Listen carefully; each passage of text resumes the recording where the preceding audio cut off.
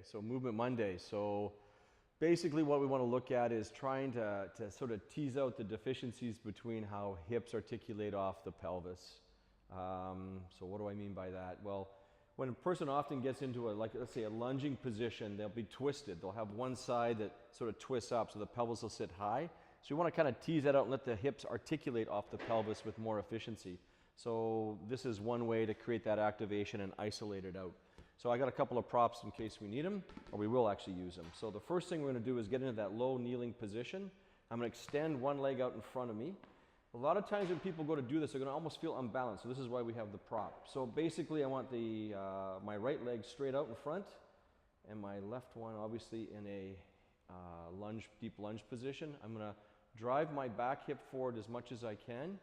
And then I also want to try to level out from behind here. So it's hard to see, but if I set up here and I drive, so this is where I started.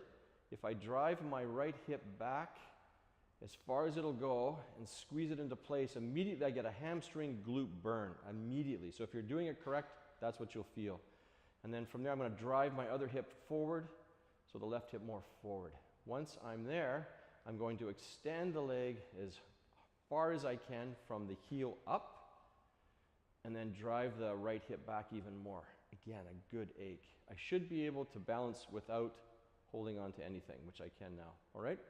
Next step, I can actually take a ball and place it underneath, and I'm going to actually make it a little more of an activation. So I'm going to set those hips nice and square. Got it? And then from there, I'm going to make sure I get my balance. There we are. Set the front hip back hip forward, and I'm just going to extend into the ball. So I'm going to compress into it for repetition. So there's 1, 2, 3, 4, 5 reps. I can also just compress and hold for time. And then I can also try to create rotation of the hips. I'm going to try to externally and internally rotate the forward hip off the pelvis. So I drive the hip bone down for external, up for internal, down for internal, up for external. All right.